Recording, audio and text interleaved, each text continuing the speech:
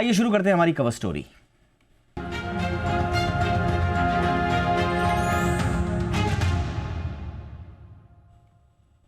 इन दिनों नौकरी देने के नाम पर देश में बड़ा फर्जीवाड़ा चल रहा है। फर्जी वेबसाइट और सोशल मीडिया के जरिए ठग भोले भाले बेरोजगार युवाओं को निशाना बना रहे हैं और उनसे नौकरी के नाम पर 50,000 से 1 लाख रुपए तक भी ऐंठ रहे हैं।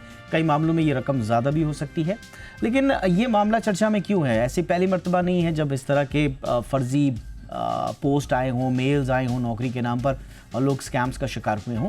लेकिन नेस्ले जैसी बड़ी कंपनी के एमडी ने खुद खुलासा किया है कि उनकी कंपनी के नाम पर भी इस तरह की जालसाजी हो रही है। उन्होंने नौकरी के लिए फर्जी विज्ञापनों से बचने की सलाह दी है आम लोगों को, और अब इस पर एक बहस तेज हो गई है कि क्या वाकई में लिंक्डइन हो या दूसरे प्लेसेस भी हों या आपका मेल बॉक्स ही क्यों ना हो, कैसे ये स्कैमर्स आपके मेल बॉक्स तक, आपकी पोस्ट तक पहुंच रहे हैं और कैसे ये पूरा का पूरा जालसाजी हो रही है नौकरी के नाम पर। मेहमानों संग करेंगे खास चर्चा। आपको कैसे संभल कर रहना है, प्राइवेट हो या फिर सरकारी नौकरी हो, दोनों के नाम पर स्कैम्स हो सकते हैं। विस्तार से करेंगे चर्चा आगे, पहले ये रिपोर्ट देखिए। देश में सबसे बड़ी समस्या बेरोजगारों की बढ़ती फौज को लेकर है। सरकार भी लगातार युवाओं को रोजगार देने की कोशिशों में जुटी हुई है, लेकिन इसी बीच जालसाज युवाओं की बेरोजगारी को बैसाखी बनाकर ठगी को अंजाम देने में जुटे हुए हैं। ये हम नहीं कह रहे, बल्कि नेस्ले इंडिया के चेयरमैन और मैनेजिंग डायरेक्टर सुरेश नारायणन ने साफ किया। नौकरी देने के नाम पर देश में भ्रामक विज्ञापनों का एक बड़ा जाल फैला हुआ है और जालसाज इस जाल में युवाओं को फंसा रहे हैं, उनसे अच्छी खासी रकम ऐंठ रहे हैं। नेस्ले इंडिया के एमडी ने आगाह किया है कि लोग फर्जी नौकरी के नाम पर अपनी गाढ़ी कमाई में सेंध न लगने दें और ऐसे नक्काल नौकरी देने वाले ठगों से सावधान रहें। दरअसल ये मामला तब सामने आया जब नेस्ले में नौकरी देने के नाम पर एक लिंक्डइन यूजर ने नौकरी देने की फर्जी जानकारी साझा की, जिसमें साफ लिखा गया था कि नेस्ले कई अहम पदों की भर्ती कर रहा है। इसके लिए वर्चुअल इंटरव्यू की बात भी कही गई। बाकायदा इसके लिए तारीख और समय भी निश्चित किया गया था। जैसे ही इस फर्जी रिक्रूटमेंट की जानकारी नेस्ले के उच्च अधिकारियों को मिली, वे हरकत में आ गए। ये बात नेस्ले इंडिया के चेयरमैन और मैनेजिंग डायरेक्टर सुरेश नारायणन तक पहुंची और उन्होंने तत्काल नौकरी देने के नाम पर चल रहे इस फर्जी वाड़े से पर्दा हटाने के लिए लिंक्डइन पर ही एक पोस्ट किया और नेस्ले में इस तरह की किसी भी भर्ती प्रक्रिया के होने से इनकार किया। साथ ही युवाओं को इस तरह की ठगी से बचने से आगाह भी किया। एक रिपोर्ट की माने तो देश में नौकरी के नाम पर निकलने वाले 10 पोस्ट में से कम 2 फर्जी होते हैं। नौकरी के नाम पर घोटालेबाज आमतौर पर भोले भाले बेरोजगार लोगों से 50,000 रुपए से लेकर 1 लाख रुपए तक की मांग करते हैं।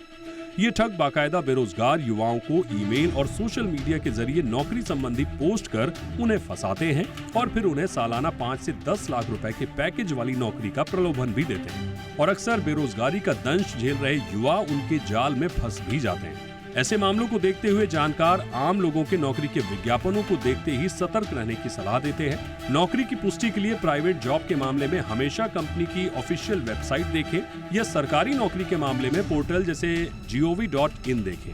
ये बात ध्यान रखें कि कोई भी भर्ती एजेंसी या कंपनी अगर नौकरी के नाम पर पैसे मांगे तो सावधान रहें, ये ज्यादातर फर्जी होते हैं। ये बात भी ध्यान रखें कि बैंक खाता, आधार नंबर, पासवर्ड जैसी संवेदनशील जानकारी कभी भी अनजान लोगों को ना दें। यही नहीं, फर्जी विज्ञापनों में अक्सर लिंक होते हैं जो आपके फोन या कंप्यूटर को नुकसान पहुंचा सकते हैं, इसलिए कभी भी लिंक पर क्लिक ना करें। और आखिर में अगर नौकरी का विज्ञापन जांचना हो तो कंपनी के कस्टमर केयर या HR से सीधे संपर्क करके सत्यापित जरूर करें। ये तमाम सावधानियां आपको नौकरी के नाम पर हो रहे घोटालों से बचा सकती है, इसलिए सतर्क रहें। ब्यूरो रिपोर्ट, जी मीडिया।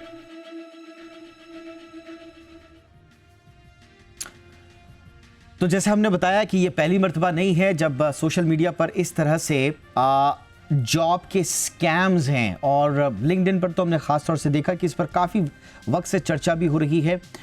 इस तरह के विज्ञापनों में वर्क फ्रॉम होम का लालच दिया जाता है, रिमोट जॉब्स की पेशकश की जाती है, रियल दिखने के लिए कुछ वर्क फ्रॉम ऑफिस की बात भी इसमें की जाती है। लेकिन एक ख़ास तरह से पैटर्न होता है कि फ्रेशर्स और अनुभवी दोनों तरह के लोगों को इसमें लक्षित किया जाता है। कैसे बचना है, थोड़ा डिटेल में आज चर्चा करते हैं।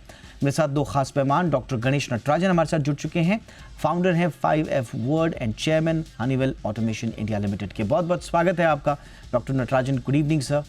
हमारे साथ हैं सोनिका एरन, जो कि मैनेजिंग पार्टनर हैं marching sheep HR consultancy. Sonika ma'am, बहुत बहुत स्वागत है आपका भी हमारे शो पे। डॉक्टर नटराजन, आपसे ही चर्चा की शुरुआत। और कितना अलार्मिंग है सर ये, लगातार लिंक्डइन पर तो हम देख ही रहे हैं, अरसे से इस पर चर्चा हो रही है कि कैसे इस तरह के फर्जीवाड़े को रोका जाए। अच्छी बात है कि कंपनी के जो बड़े अधिकारी हैं वो खुद बयान देकर सामने आकर अगर लोगों को आगाह कर रहे हैं, लेकिन इसका कोई ठोस या मुकम्मल कोई समाधान दिखता नहीं। सर, आपका विश्लेषण क्या है? कैसे रुक पाएंगे सर ये, और कैसे सतर्क रहना है? नहीं, जैसे आपने कमेंट्री में कहा, अभी हमें बच्चों को सबको सावधान रहना चाहिए, क्योंकि अभी तो आपको मालूम है जॉब्स की शॉर्टेज है और काफी डेस्परेशन भी है कि लोग जो इंजीनियरिंग या मैनेजमेंट से पास आउट करते हैं उनको नौकरियों की बहुत चिंता रहती है। तो कोई भी अगर ये फेक एडवर्टाइजमेंट हो, थोड़ी जांच करनी चाहिए, ये चेक करनी चाहिए कि वाकई कंपनी से आया है कि कोई ढोंगी है। तो ये तो करना ही पड़ेगा। अब पहले एक जमाना था जो सेलर्स मार्केट था, जो लोग अपना बायोडाटा फेक करते थे और फेक इंटरव्यू के लिए किसी को भेजते थे। और मेरे पास एक मिसाल भी है कि 20 साल पहले एक बच्चा, एक युवक को हमने रिक्रूट किया था, और जब अमेरिका पहुंचा तब पता लग चला दूसरा ही आदमी है। पर अभी उल्टा हो गया है, अभी लोगों को नौकरी चाहिए और एथिक्स का जो माहौल है वो बिल्कुल, एम्प्लॉयर्स का प्रॉब्लम नहीं है, मगर जो फेक एम्प्लॉयर्स है या फेक एजेंट्स है उनसे बहुत बच के रहना चाहिए। सुरेश नारायण जी तो ने बिल्कुल सही कहा कि ये कंपनी की कोई गलती नहीं है, मगर कंपनियों को भी कुछ कुछ तरह से होशियार होनी चाहिए कि कुछ जब अप्लाई करता है तो कहाँ से आपने सुना, कोई फेक तो नहीं है, वो सब देखने की जरूरत है।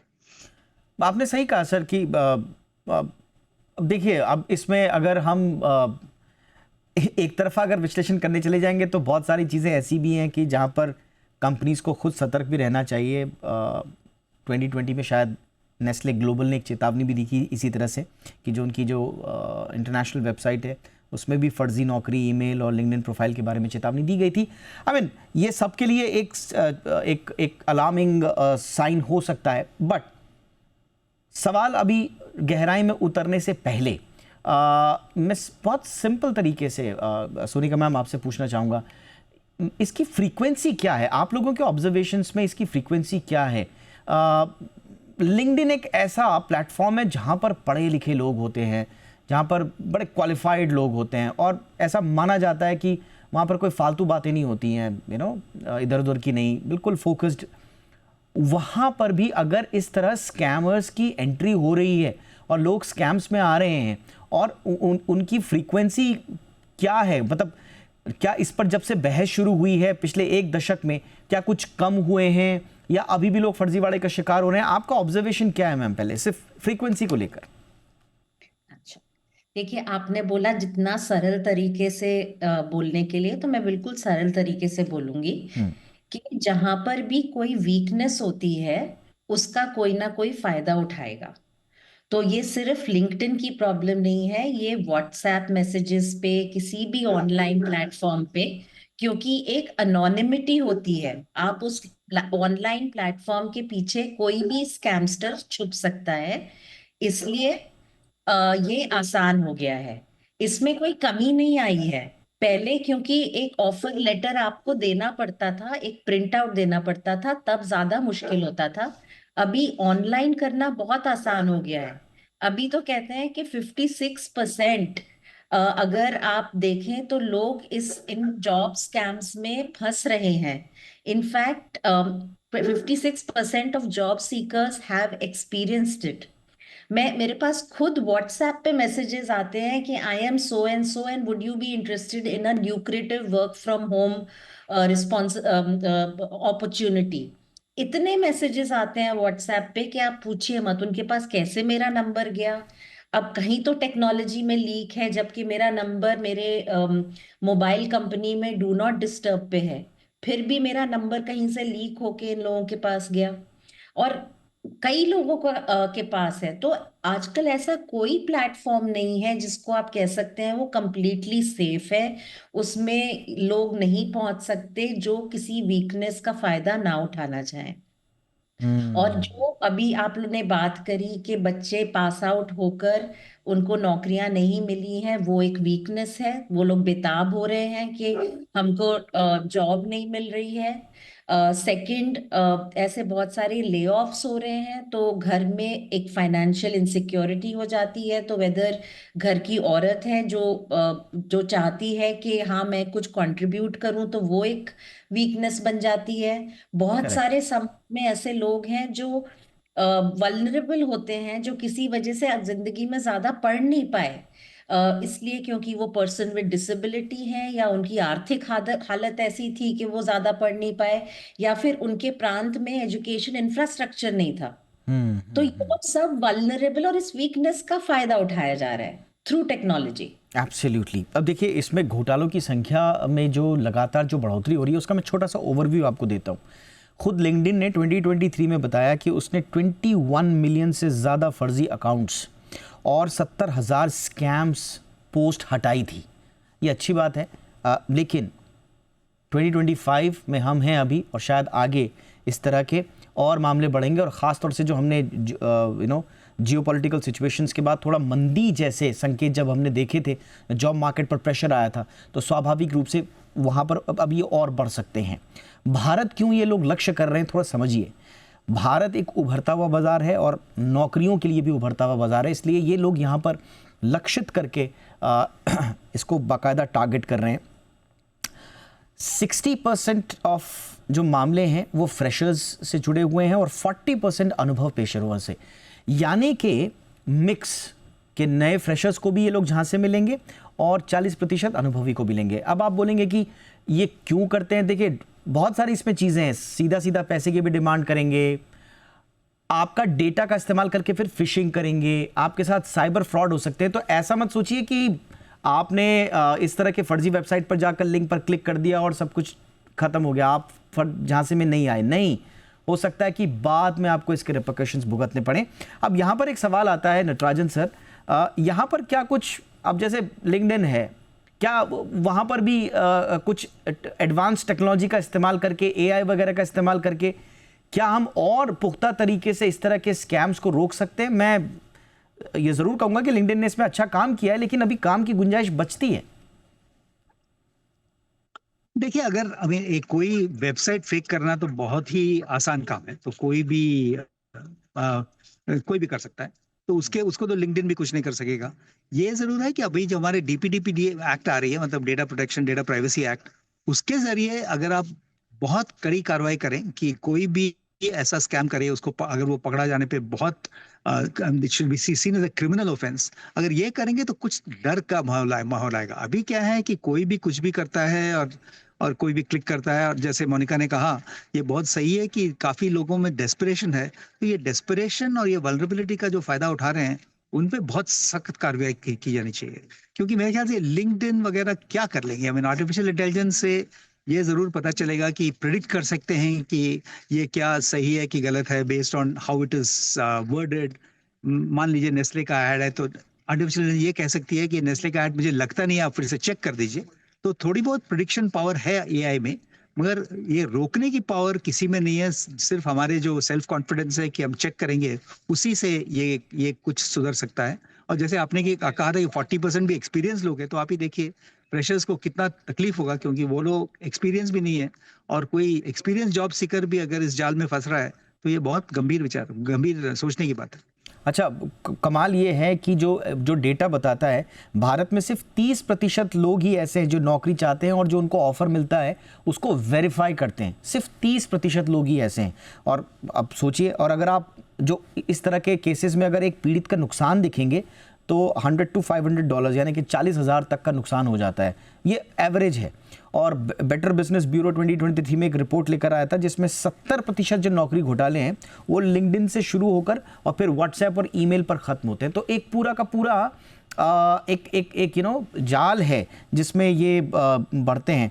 कमाल ये है, थोड़ा सा मैं मोनिका मैम मैं आपसे चाहूँगा, कमाल ये है जो पहले और आखिरी जो क्वार्टर्स होते हैं उनमें ये इस तरह के घोटाले बढ़ जाते हैं, क्योंकि नई नौकरियों की तलाश में स्वाभाविक रूप से होते हैं। कुछ लोगों की छट्टियां भी इसी समय होती हैं, कुछ लोगों को नोटिसेस भी इसी समय दे दिए जाते हैं। तो मतलब यानी कि ये लोग बड़े शातिर हैं, बड़े शार्प हैं ये लोग। तो एक आम व्यक्ति को जो लिंक्डइन पर या कहीं और भी है, मैं सिर्फ लिंक्डइन का नाम तो सिर्फ रेफरेंस के लिए ले रहे हैं, ऐसा नहीं है कि सिर्फ वहीं घोटाले हो रहे हैं, बहुत जगह हो रहे हैं, सब जगह हो रहे हैं, तो क्या सलाह देंगी मैम, कैसे सतर्क रहना है? देखिए, आपने कुछ पॉइंट्स बोले थे जब आपने ये मुद्दा शुरू किया था हाँ हाँ। कि कुछ टेलटेल साइंस होते हैं कि अगर पहली बात कोई नौकरी देने के टाइम पे कोई पैसे नहीं मांगता है, राइट, कोई आपकी पर्सनल इंफॉर्मेशन नहीं मांगता है एक एक इंटरव्यू से पहले। तो आई थिंक ये जो छोटी छोटी चीजें हैं वो एज एन इंडिविजुअल, अगर मुझे अपनी सुरक्षा करनी है तो मुझे ये सब चीजें जाननी चाहिए। और अगर जैसे आपका ये आज प्रोग्राम हो रहा है, अगर हम इसको पॉपुलराइज करें इसको, और इसमें जो कवरेज हो रही है, अगर इसकी कैंपेन्स बना के लोगों को जागरूक करें कि देखो, अगर कोई आपको नौकरी देने का प्रॉमिस कर रहा है और कह रहा है कि आप मुझे 40,000 या 50,000 दो जिससे आपका इंटरव्यू हो सके, आपका ट्रांसपोर्ट हो सके, आपको ट्रेनिंग मटेरियल मिल सके, तो ये पक्की बात एक झांसा है। दूसरी बात, अगर वो आपका कोई आधार कार्ड, पासपोर्ट, कोई और पर्सनल इंफॉर्मेशन मांग रहा है तो वो झांसा है। अगर कोई आपको एक लिंक भेज रहे हैं, कह रहे हैं इस पे क्लिक करके इसमें फॉर्म भरो, तो वो हो सकता है एक झांसा हो। करेक्ट। अगर वो कह रहे हैं कि आपको बहुत बहुत ही too good to be true, आपको ऐसा एक जॉब डिस्क्रिप्शन दिखाया जा रहा है कि आप वर्क फ्रॉम होम करेंगे, आपको सिर्फ 6 घंटे काम करना पड़ेगा, आपकी तनख्वाह इतनी ज्यादा होगी, तो जब आपको लग ही रहा है कि too good to be true है तो फिर आप रुकिए, जरा थमिए।